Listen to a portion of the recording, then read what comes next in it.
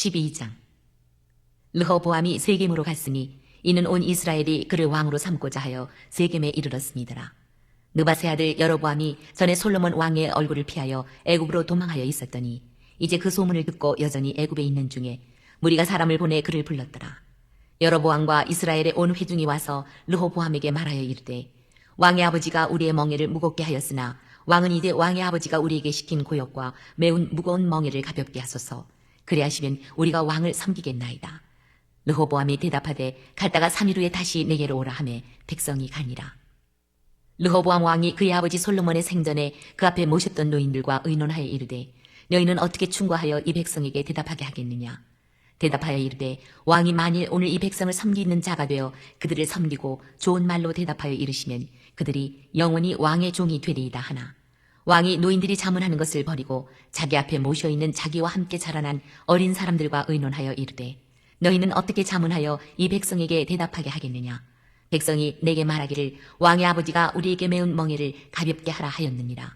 함께 자라난 소년들이 왕께 아뢰어 이르되 이 백성들이 왕께 아뢰기를 왕의 부친이 우리의 멍에를 무겁게 하였으나 왕은 우리를 위하여 가볍게 하라 하였은즉 왕은 대답하기를 내 새끼손가락이 내 아버지의 허리보다 굵으니 내 아버지께서 너희에게 무거운 멍에를 매게 하였으나 이제 나는 너희의 멍에를 더욱 무겁게 할지라.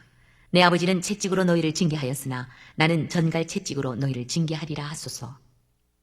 3일 만에 여로보암과 모든 백성이 르호보암에게 나왔으니 이는 왕이 명령하여 이르기를 3일 만에 내게로 다시 오라 하였습니다.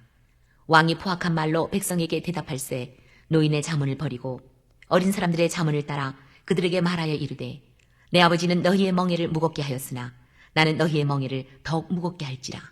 내 아버지는 채찍으로 너희를 징계하였으나 나는 전갈 채찍으로 너희를 징치하리라 하니라. 왕이 이같이 백성의 말을 듣지 아니하였으니 이 일은 여호와께로 말미암아 난 것이라. 여호와께서 전에 실로 사람 아히야로 느밧의 아들 여로보암에게 하신 말씀을 이루게 하심이더라. 온 이스라엘이 자기들의 말을 왕이 듣지 아니함을 보고 왕에게 대답하여 이르되 우리가 다윗과 무슨 관계가 있느냐. 이새의 아들에게서 받을 유산이 없도다. 이스라엘아 너희의 장막으로 돌아가라. 다윗이여 이제 너는 내 집이나 돌아보라 하고 이스라엘이 그 장막으로 돌아가니라. 그러나 유다 성읍들에 사는 이스라엘 자손에게는 르호보암이 그들의 왕이 되었더라. 르호보암 왕이 역군의 감독 아도람을 보냈더니 온 이스라엘이 그를 돌로 쳐 죽인지라. 르호보암 왕이 급히 수레에 올라 예루살렘으로 도망하였더라.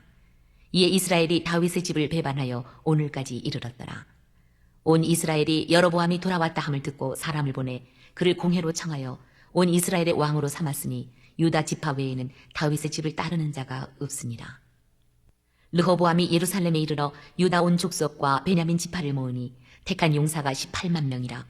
이스라엘 족속과 싸워 나라를 회복하여 솔로몬의 아들 르호보암에게 돌리려 하더니 하나님의 말씀이 하나님의 사람 스마야에게 임하여 이르시되 솔로몬의 아들 유다 왕 르호보암과 유다와 베냐민 온 족속과 또 그 남은 백성에게 말하여 이르기를 여호와의 말씀이 너희는 올라가지 말라. 너희 형제 이스라엘 자손과 싸우지 말고 각기 집으로 돌아가라. 이 일이 나로 말미암아 난 것이라 하셨다 하라 하신지라. 그들이 여호와의 말씀을 듣고 그 말씀을 따라 돌아갔더라. 여로보암이 에브라임 산지에 세겜을 건축하고 거기서 살며 또 거기서 나가서 분우엘을 건축하고 그의 마음에 스스로 이르기를 나라가 이제 다윗의 집으로 돌아가리로다.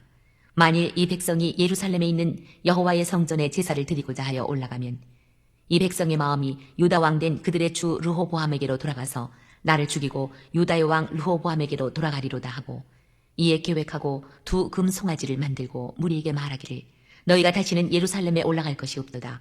이스라엘아 이는 너희를 애굽 땅에서 인도하여 올린 너희의 신들이라 하고 하나는 베델에 두고 하나는 단에 둔지라. 이 일이 죄가 되었으니 이는 백성들이 단까지 가서 그 하나에게 경배함이더라.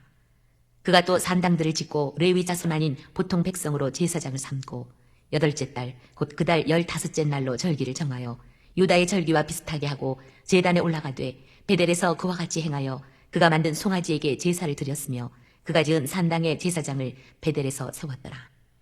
그가 자기 마음대로 정한 달 곧 8째 달 15째 날로 이스라엘 자손을 위하여 절기로 정하고 베델에 쌓은 제단에 올라가서 분향하였더라. 열왕기상 12장은 유다 왕국 역사의 전환기입니다. 사울, 다윗, 솔로몬에 의한 통일 왕국은 끝났습니다. 이제 남북으로 분열이 되어 남쪽은 유다, 북쪽은 이스라엘 왕국이 되었습니다. 르호보암의 강경 정책으로 시작이 되는데요. 솔로몬의 아들 르호보암이 세겜에 간 것은 왕으로 초대받기 위한 행차입니다. 여로보암은 애굽에 피해 있다가 귀국합니다. 이에 각 지파 대표들이 모여서 새왕 르호보암에게 감세 청원을 합니다. 솔로몬 왕 때의 부담이 과중하였으니 좀 경감시켜 달라고 한 것입니다. 르호보암은 이 일을 먼저 부왕 솔로몬을 모시던 노련한 정치가들과 의논하였더니 당연코 감세 정책을 써서 민심을 얻도록 권면하였습니다. 그런데 왕은 젊은 정치가들에게 다시 물었더니 더욱 가중적인 강경 정책을 쓰도록 권면하였습니다. 이에 르호보암은 백성 대표들에게 부왕보다 더 멍에를 무겁게 하고 전갈로 다스리겠다고 하였던 것입니다. 그래서 10지파의 이탈 분립이 생겼습니다. 르호보암의 교만하고도 무자비한 정책 선포는 백성들의 마음을 격분시킵니다. 드디어 그들은 다윗 왕조와 인연을 끊고 애굽에서 귀국한 여로보암을 추대하여 북쪽 왕국의 왕을 삼으니 곧 이스라엘 나라입니다. 이것을 지지한 지파는 10지파입니다. 유다와 베냐민 지파만 르호보암을 왕을 삼으니 아히야의 예언대로 된 것입니다. 이로써 남북 양국의 대립은 그 후 약 400년간이나 지속되다가 북쪽 이스라엘이 아수르에게 패망할 때까지 이어지게 됩니다.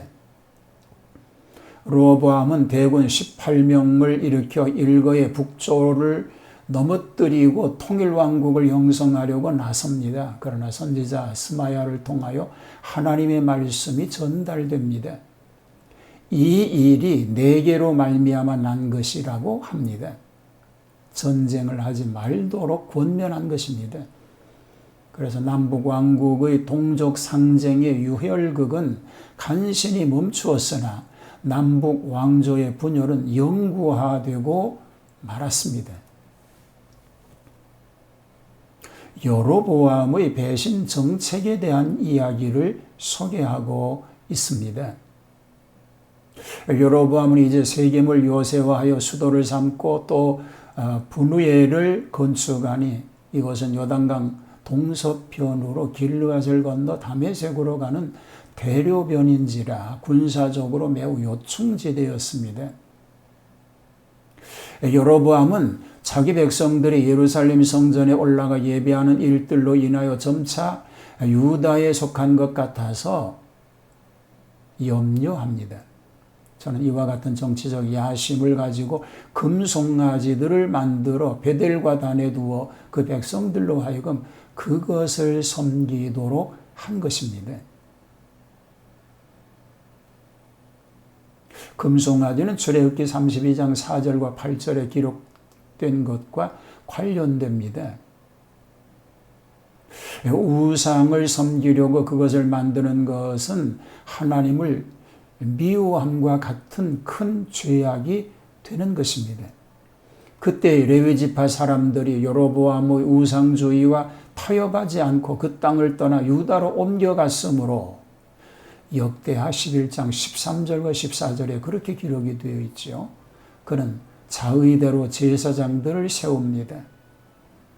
이것도 하나님의 율법을 위반하였던 일입니다.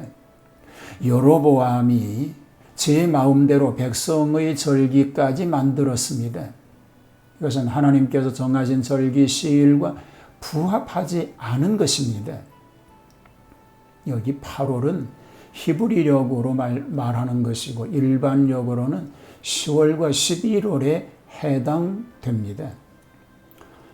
정치란 강경 일변면 도로만 해도 부러지는 법입니다. 매사에 강유 겸전하여야 성공할 수 있는 것입니다. 민중의 소리에 귀를 기울일 수 있는 위대한 지도자, 필요한 것을 교훈으로 생각하게 됩니다. 오늘도 주님과 함께하는 복된 하루 되기를 축복합니다. 하나님, 내 주장만 내놓고 그것이 옳은 것이라고 생각하는 어리석음이 없게 하여 주시옵소서. 상황을 잘 분별할 수 있는 지혜를 가지고 살게 하옵소서. 예수님 이름으로 기도하옵나이다. 아멘.